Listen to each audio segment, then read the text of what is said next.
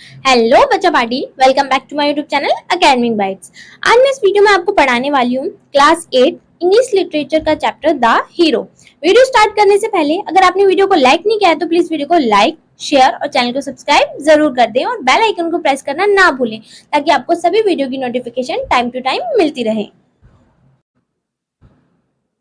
चलो फिर without time waste के स्टार्ट करते हैं अपना चैप्टर। तो ये चैप्टर में स्टार्ट करेंगे जो भी इस चैप्टर के राइटर हैं रविंद्रनाथ टैगोर, उनके कैरेक्टर स्केच के साथ। ठीक है। Rabindranath Tagore was a renowned poet, educator, painter and social reformer. तो जो रविंद्रनाथ टैगोर थे वो बहुत ही ज्यादा प्रसिद्ध क्या थे? पोइट यानी कि कवि भी थे, एक शिक्षक भी थे, एक चित्रकार और एक समाज सुधारक भी थे। He won the Nobel Prize in Literature in 1913 for his beautiful collection of verses Geetanjali. तो उन्होंने जो भी काव्य संग्रह लिखे हैं, गीतांजलि वगैरह लिखे हैं, उसके लिए उन्हें नोबेल प्राइज मिला था लिटरेचर में। कब? 1913 में। He had a deep interest in children and wrote many poems about them. उन्हें बच्चों में काफी ज्यादा दिलचस्पी थी, इसलिए उन्होंने काफी सारी पोएम्स किसके बारे में लिखी हैं? चिल्ड्रंस के बारे में लिखी हुई हैं। Okay. In this poem the speaker is a young boy who wants to be a hero.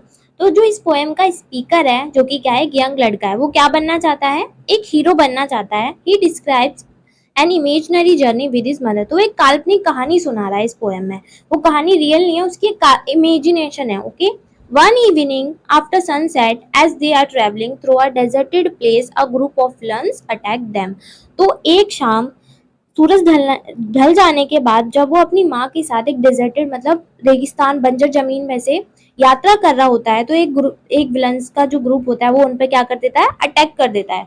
And the boy fights them without any fear और हेजिटेशन। और जो लड़का होता है वो उन गुंडों से या जो विलन्स होते हैं उनसे क्या करता है? फाइट करता है विदाउट एनी फियर, यानी कि विदाउट किसी डर के और हिचकिचाहट के साथ। अब यहाँ से हम अपनी पोएम स्टार्ट करेंगे, तो चलो फिर स्टार्ट करते हैं। Mother, let us imagine we are travelling and passing through a strange and dangerous country. अब बच्चा अपनी माँ से क्या बोल रहा है कि मम्मी इमेजिन करो हम यात्रा कर रहे हैं और एक बहुत ही ज्यादा स्ट्रेंज यानी कि अजीब सी और डेंजरस यानी कि बहुत ही खतरनाक देश से गुजर रहे हैं। You are riding in a palanquin and I am trotting by you on a red horse. आप एक पालकी में बैठी हुई हैं। पेलंग्विन मतलब होता है पालकी, और मैं आपके साथ साथ ही एक घोड़े पर सवार होकर चल रहा हूँ। पालकी क्या होती है बच्चा? जो ये स्क्रीन पे आपको इमेज शो हो रही है, इसी को क्या बोलते हैं? पालकी बोलते हैं। Okay. It is evening and the sun goes down. ये शाम का टाइम है और सूरज ढलता जा रहा है। The waste of Jora Dighi lies wan and grey before us. The land is desolate and बैरन।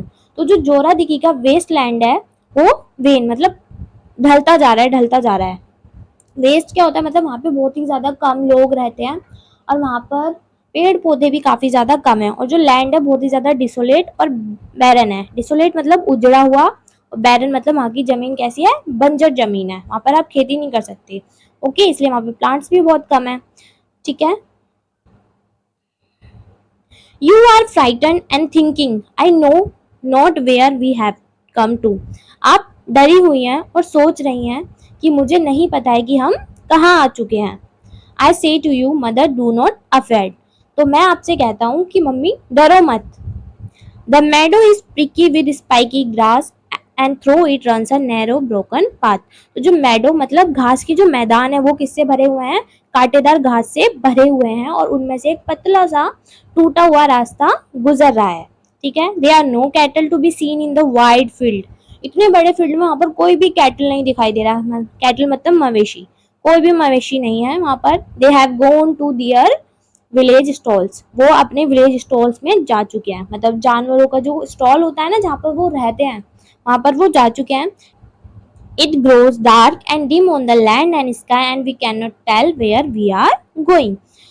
आकाश में और जमीन पर क्या होता जा रहा है? अंधेरा और धुंधलापन छाता जा रहा है, और हम कह नहीं सकते कि हम कहाँ जा रहे हैं। Suddenly you call me and ask me and whisper. तो आप मुझे अचानक से बुलाती हैं, मतलब अब वो बच्चा कह रहा है कि अपनी माँ से कि आप अचानक से मुझे बुलाती हैं और मेरे कान में फुसफुसाकर बोलती हैं, what light is that near the bank. वहाँ किनारे पर वो कौन सी कैसी लाइट नजर आ रही है, कैसा उजाला नजर आ रहा है। Just then there burst out a fearful yell. तभी एक बहुत ही भयानक सी चीख सुनाई देती है and figures come running towards us.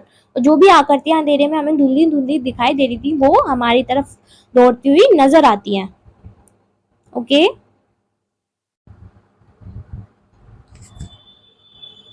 You sit crouched in your palanquin and repeat the names of the god in prayer. तो आप क्राउच पोजीशन में अपनी पालकी में बैठ जाती हैं और अपनी प्रेयर्स में किसका नाम लेने लगती हैं? भगवान का नाम लेने लगती है। ये बच्चा अपनी माँ से बोल रहा है।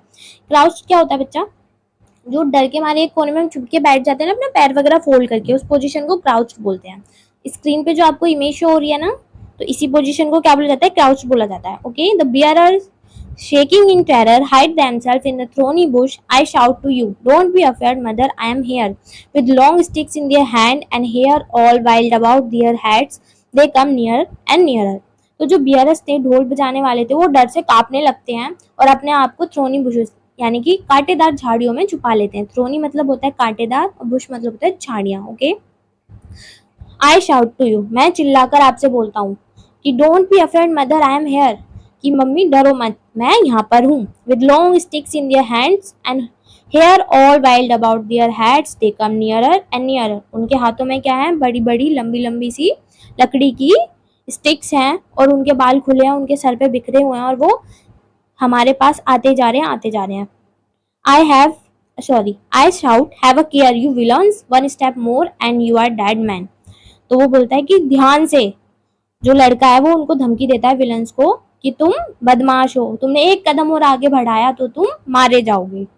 दे give another terrible yell and rush forward. तो वो फिर से एक भयानक सी चीख निकालते हैं। येल मतलब चीखना, टेरिबल मतलब डरावनी चीख निकालते हैं और रश फॉरवर्ड मतलब उनकी तरफ दौड़कर भागने लगते हैं, आने लगते हैं। Okay. You clutch my hand and say, Dear boy, for heaven's sake, keep away from them. तो आप मेरा हाथ पकड़ती हैं, बच्चा बोल रहा है अपनी माँ से कि आप मेरा हाथ पकड़ती हैं और कहती हैं कि भगवान के लिए उनसे दूर रहो।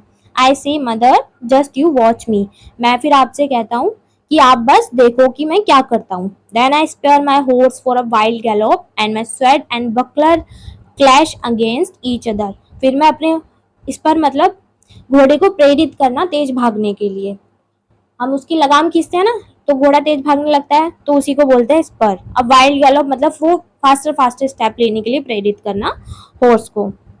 तो वो जो घोड़ा है वो तेजी से भागने लगता है और जो फिर लड़का बोलता है स्वर्ड मतलब तलवार, उसकी स्वर्ड और बकलर, बकलर जो मतलब आपने देखा होगा युद्ध में प्रोटेक्शन के लिए यूज करते हैं योद्धा, उसे बकलर बोलते हैं। एक मिनट में आपको इमेज दिखाती हूँ। तो जो इमेज आपको शो हो रही है स्क्रीन पे, इसी को क्या बोला जाता है? बकलर बोला जाता है। Okay. The fight become so fearful mother that it would give you a cold shudder could you see it from your palanquin. जो फाइट है वो बहुत ही ज्यादा डरावनी हो जाती है। फिर बच्चा अपनी माँ से बोलता है कि अगर आप अपनी पालकी से बाहर झाँक कर देखोगी तो आप डर से कांपने लग जाओगी। गिव यू अ कोल्ड शडर मतलब आपकी बॉडी ठंडी पड़ जाएगी, वो फाइट इतनी डरावनी है। Many of them fly and a great number are cut to pieces.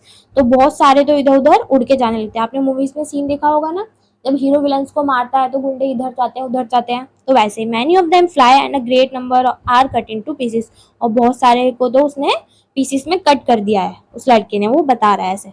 ठीक है। I know you are thinking sitting all by yourself that your boy must be dead by this time. फिर बच्चा कहता है कि मुझे पता है कि आप पालकी में बैठ के खुद ही सोच रही होगी कि अब तक मेरा लड़का तो मर चुका होगा। But I come to you all stained with blood and say mother the fight is over now. लेकिन मैं आपके पास आता हूँ, मेरी पूरी बॉडी पे किसके धब्बे हैं? खून के धब्बे हैं। मैं आपसे आगे कहता हूँ कि माँ अब फाइट खत्म हो चुकी है, लड़ाई खत्म हो चुकी है। You come out and kiss me and pressing me to your heart. आप बाहर आती हैं, मुझे किस करती हैं और अपने सीने से यानी कि गले लगाती हैं। And you say to yourself, I don't know what I should do if I hadn't my boy to escort me. तो फिर आप अपने आप से कहती हैं कि मुझे नहीं पता, अगर आज मेरा लड़का मेरे साथ नहीं होता तो मुझे क्या करना चाहिए था। स्कॉट मतलब किसी का साथ में होना जो कि हमारी केयर कर सके। ओके।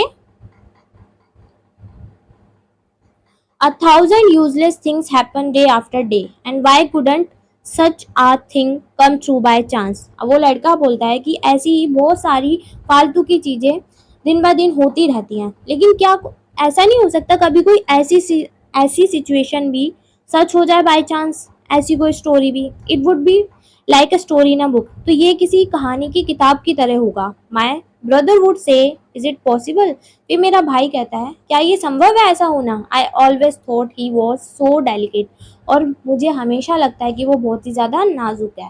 डेलिकेट मतलब नाजुक। Okay, our village people would all say in amazement, was it not lucky that the boy was with his mother. और जो हमारे गांव के लोग हैं वो बहुत ही ज्यादा आश्चर्यचकित हैं और आश्चर्य में ही कहते हैं क्या ये सौभाग्य की बात नहीं थी कि लड़का अपनी माँ के साथ था। और इसी के साथ हमारी पोयम खत्म हो जाती है।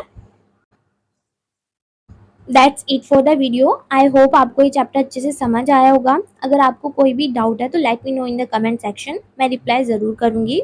और वीडियो को लाइक शेयर और चैनल को सब्सक्राइब ज़रूर कर देना।